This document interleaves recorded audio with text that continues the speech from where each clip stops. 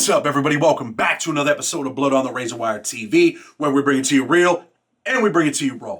Today, we're going to talk about how people can snake you in prison. We're going to talk about relationships. We're going to talk about, hold on, Chad, don't use that word relationship.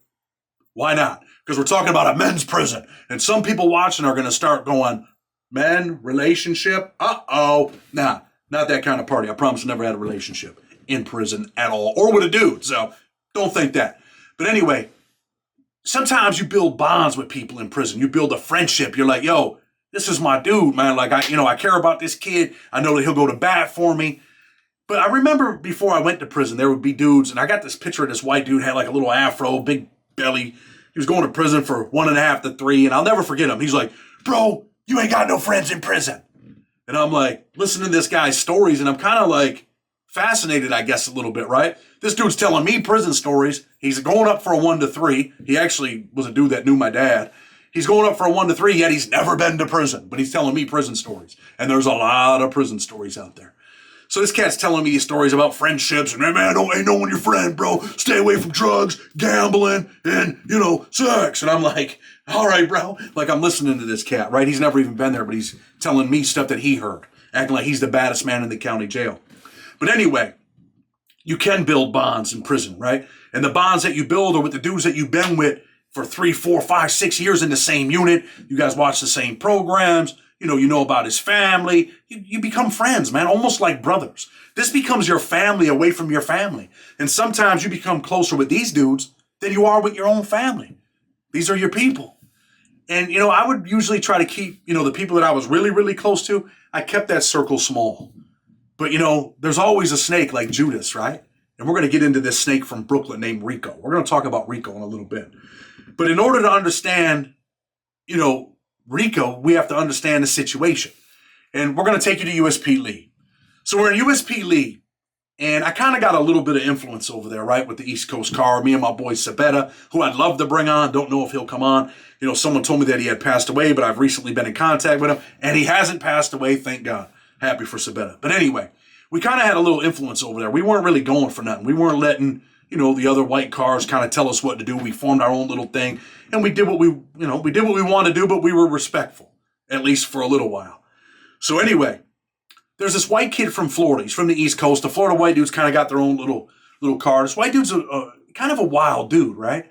Quiet, but could become violent. I should say it that way. He's a little bit touched upstairs in the head, probably not all there. And I talked about this a little bit on a live, I think.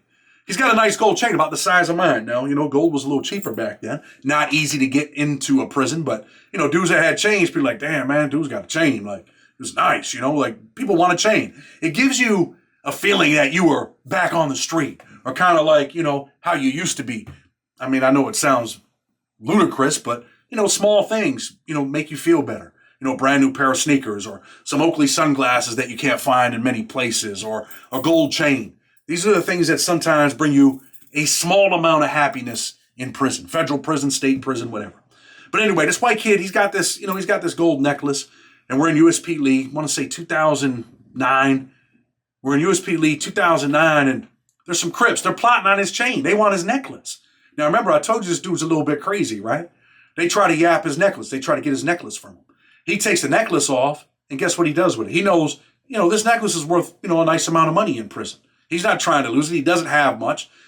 Quiet dude, but kind of wild if he had to be. And he lived that prison mentality, right? Like, respect, stuff that he read in a book, stuff that he heard. Like, he tried to live that life. But he was respectful and quiet, but loud when he had to be. And he wasn't really a big dude.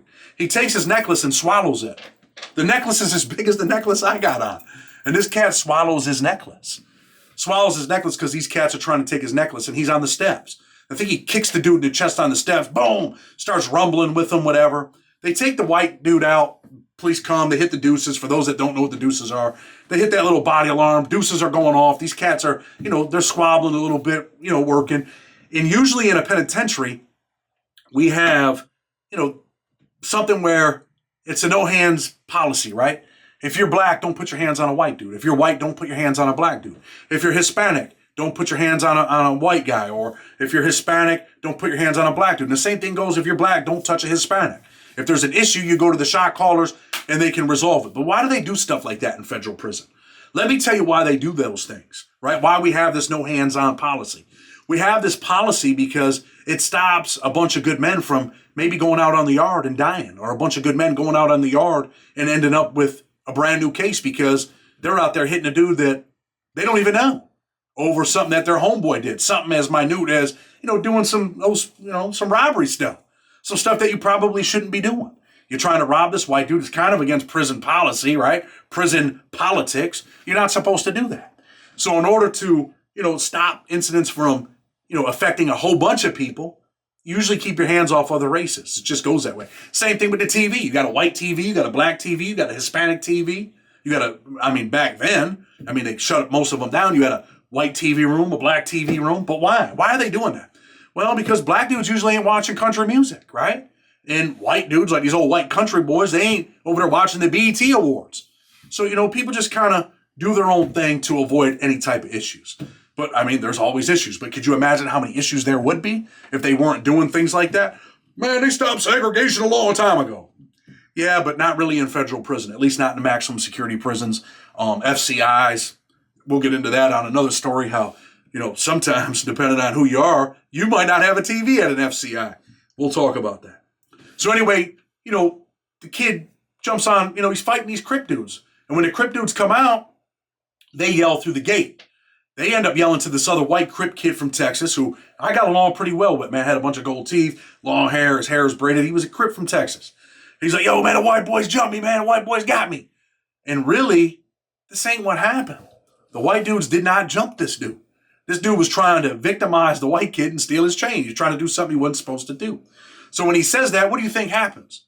Dude immediately rounds up the black dudes and the Crips out there on the yard, and they're trying to attack some of the white dudes. They're like going over there, and they're jumping on some people. Some of the people, while you're listening, you might know who the Muse brothers are. One of the Muse brothers from Boston. He ends up getting tagged up on the yard. Pop, pop, pop, pop. They tag him. They tag a couple other white dudes. Some people are trying to fight back. And I got a celly. My celly's name is Rico. They call him Rico. He's from Brooklyn. He's the type of dude that's out on the yard. He's always cleaning the yard. He's talking to everybody. I used to tell him, bro, what are you running for mayor? You running for president?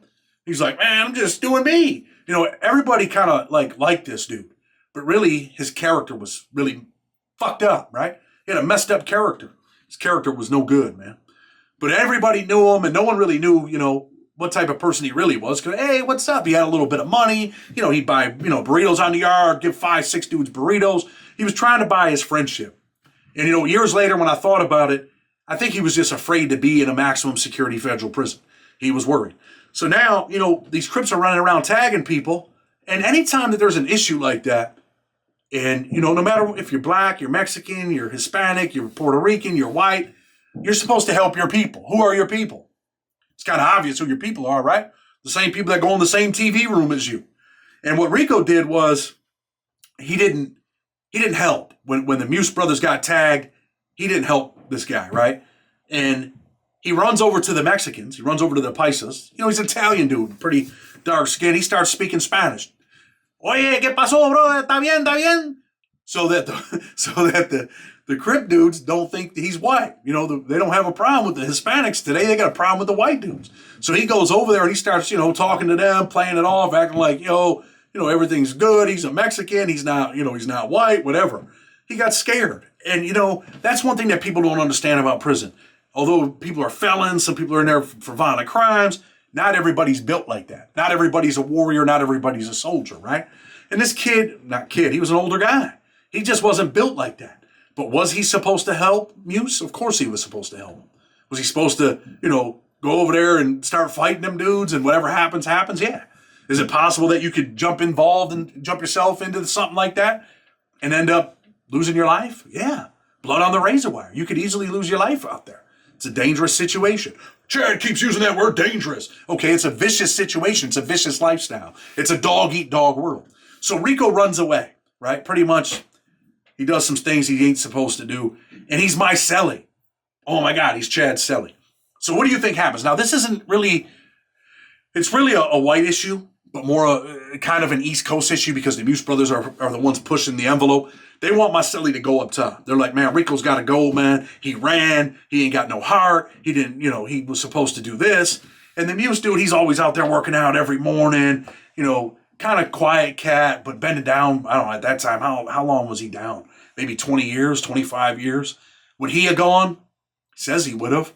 I used to think maybe not. I used to think that them dudes were really arrogant. Even though we were all, on East Coast time, didn't really care for the cat much, just to be honest with you, just because of his arrogance. Did I respect him? I did respect him. I respected him as a man, but didn't care for him because of his arrogance. So they're pushing the envelope. They want, Rico to go up top. At the time, I really like Rico. I don't want Rico to go up top. He's my celly, and I try to, I politic, all right? And then it gets to the point where I'm like, well, what's up? He ain't leaving. That's it. He ain't leaving. Because these dudes were really pushing. So I think that, me and Sabetta, we kind of intimidated them. We intimidated them to the point where they were like, man, whatever, man. And, they talk about us behind our back. We ain't rocking with them dudes. But really, like I said earlier, I didn't really care if they rocked with us or not.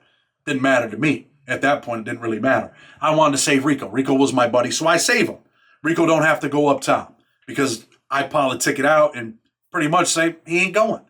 The other white dudes are kind of like, and people that were there with me at USP Lee, I'm sure someone could chime in. A lot of my own people were the people that didn't like me. Everybody else liked me. But it's usually the dudes that you're associated with that don't like you. They hate on you. They felt like I was an asshole at times. A lot of people felt like I was arrogant. And, at one time, not one time, but during this incident, one of the dudes said, man, you think you're better than all of us.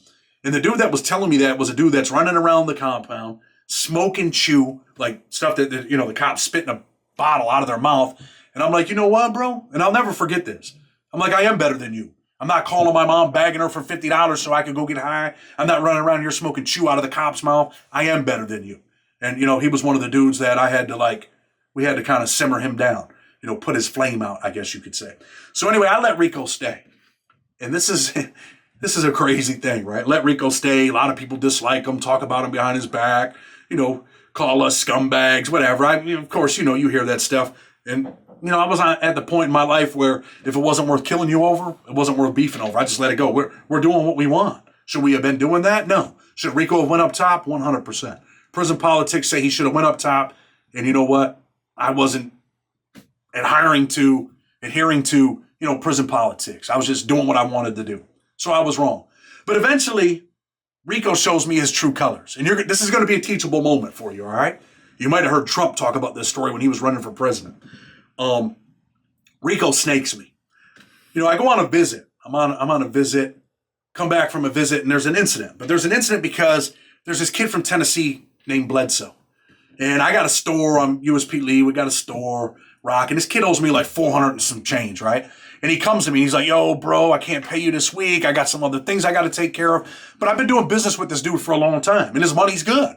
He's one of them dudes that, he has an addiction to cigarettes. And cigarettes in there were super expensive. So I had a store, and I would sell stamps. He'd take the stamps and buy his cigarettes and, do whatever he was doing. So he ends up, racking up a bill. He's like, yo, bro, I can't pay you this week, but I got you next week. And, that happened like 2 or 3 times in a row. And then finally he comes to me and he's like, look, man, I 100% I was going to pay you. It's the first of the month. He revalidates, which means he can go back and spend his limit at the store. He revalidates. And he's like, look, Chad, I got to be straight with you. I owe these DC dudes some money. I have to pay them, but I'm going to get you. But I had been thinking I'm getting this money from this cat Bledsoe that he owes me. I need that. Replenish my store. He owes me. He's been owing me for over a month. So I'm like, nah, bro, you better get my shit, right? And this is prison. I'm aggressive with him. I said, you better have my stuff, bro. You know what it is. I don't care who you owe. I want mine. I've been waiting too long. I kept getting put on the back burner. I felt like, because we're white, he thinks he can just keep putting me on the back burner. So anyway, whenever you intimidate someone in prison or they're scared of you, you're putting yourself in a very dangerous position. Let me just tell you that. You're putting yourself in a position where, dude's so scared, he ain't, he don't want to be around you. You actually scared this cat. Grown men. How you scaring grown men? Grown men get scared in prison. And I intimidated him and I scared him. So what does he do? I go on this visit. Come back from the visit. I'm visiting with this chick. Come back from the visit. There's a softball game that night. I go ahead and put on my brand new white fitted hat, brand new shorts, just came back from a visit feeling good. Dudes that been in prison, the feeling. You know where I was at mentally and emotionally. Come back from the visit. I'm watching the baseball game. I'm over here enjoying the softball game. Like my boys out there playing, my boy Green Eyes, who I interviewed, Jason Durgan from Rochester. He's out there playing. We're supporting him. I think it was a playoff game. Dude comes up behind me. We got these net bags. Comes up behind me with a net bag, and he swings the net bag at me. And I see it at the last second. And he brushes my shoulder. Bledsoe. Bledsoe hits me with this net bag with rocks in it. Big ass rocks. They got rocks on the compound like this big. Swings the net bag at me. Just brushes me. Boom, I turn around.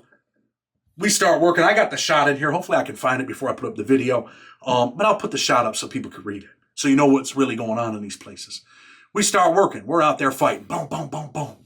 His boys, now he's got some people too, because remember I told you, some people disliked me over there, right? So they got their little Tennessee car, their little group, and some of his homeboys, they come off the wall like they're gonna help him. But my boy, Jason, Green Eyes, grabs the baseball bat. And this is in the shot, in the write-up. He grabs the baseball bat, and now they all sit down. Now they don't want to help him. So now me and the kid Bledsoe, he's swinging the rocks, but they're so heavy when he swings, whoop, bing, bing, catch him. My boy, Green Eyes, jumps on him. We pretty much demolish this dude. They hit the deuces. Police are running all over the place. They don't get me. Somehow, I give my hat away. I take off my shirt. I got on a wife beater, and I make it out of the yard. But Bledsoe and Green Eyes, they go to the hole. I make it off the yard. I get back to the unit. I'm in the unit for probably about an hour. I'm trying to get all my stuff in order. Got a pretty big store. People owe me money. Trying to take care of stuff, get things settled because I'm going to the hole. I'm thinking, yeah, I'm probably hit, right? And this is just before the 4 o'clock count. Probably about 3 o'clock in the afternoon. No. I'm sorry. Let me stand corrected. It was in the evening. It was before the 9 o'clock count. It was like probably 8 o'clock at night. So I end up making it back to the unit. I'm trying to get everything together before the count, shower. Oh, shit, I'm going to the hole probably. Eventually, they come get me. What do you think happens? You know what happens. Bledsoe tells them exactly who he was fighting with. It was Chad. So they come get me. They put me in the hole. And now, once you're in the hole in a federal prison, dudes can tell you about this, right? Because this is prison politics. This is what happens.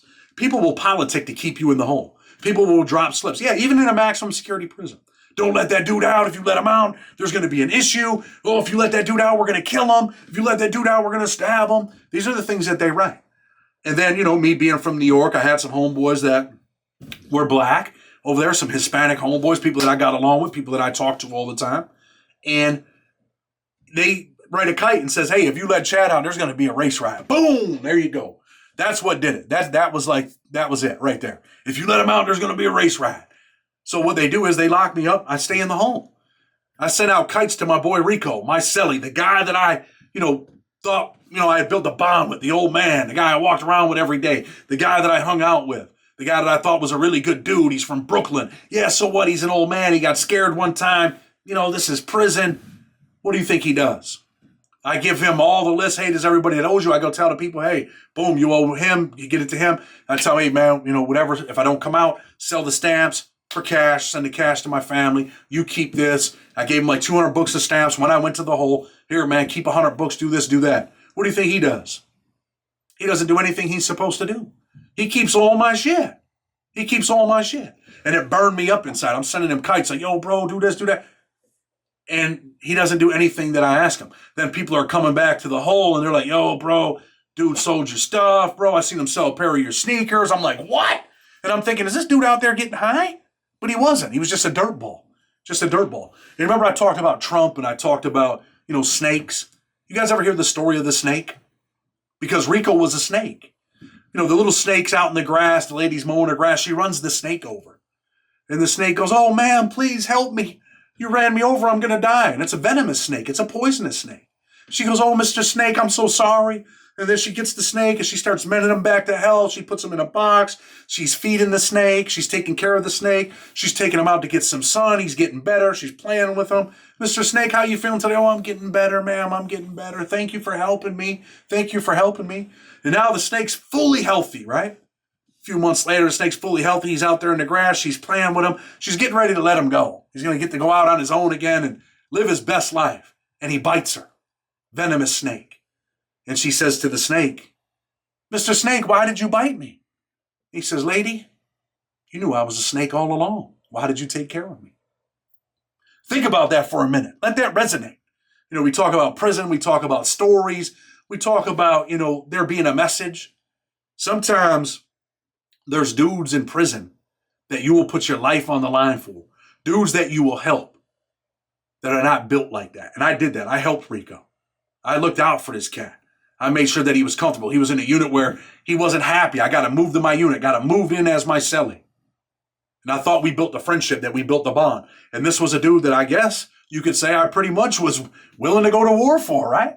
If these dudes really bucked and they really, really wanted him off the compound, they could have grouped up. We wouldn't have known. They could have done some sneaky shit. And they could have done some stuff to us, right? But I put myself out there for Rico, and when it came time over something petty, man, over a couple $1,000s. This cat crossed me over a couple $1,000s. The cat that I took that was in the grass, that was cut up, that needed to be mended back to health. The guy that needed help. I took him out of the grass and I mended him back to health. I made him feel comfortable in a place that he wasn't comfortable at. I made sure that he was, to a certain extent, not on no tough guy shit, but I made sure that he was safe. And then in the end, when something happens, he didn't repay the favor. Instead, he just acted like I was a nobody, right? And then, you would hear stories later on that, he said I was a scumbag and I was a scumbag. Why? Why am I a scumbag? You're the one that did the scumbag shit. And, I was in the hole, and let me tell you something. It burned me up inside. Thinking about, man, how am I going to get this dude? I got to get out of the hole. Hopefully I'll see him someday. Like I felt, it wasn't even just about the money. It's that prison mentality again. The prison mentality is, I need to get revenge on this cat for what he did to me. It's burning you up inside. You can't sleep at night. You're angry. I mean, the anger consumes you. And that anger over that cat, it consumed me throughout the day, throughout the night. It consumed me. But these are the people that you'll be around. This is federal prison. This is state prison. These are the people that you think are your boys. It's always the people that you're close to. It's always the people that, you look out for are the people that snake you. Whether it's in the street, those will be the same dudes that come testify on you. The dudes that you looked out for, it'll be them. The guys that you thought you were close with. When you get to prison, the dudes that, you look out for, that you take care of, those will be the dudes that snake you. You ever read that book, 48 Laws of Power? If you haven't, you should probably read it and really take it in, because so much of that stuff is true. That's real life. 48 Laws of Power, man. If you haven't read it, go grab it. Blood on the Razor Wire TV. With respect, until tomorrow, we're out.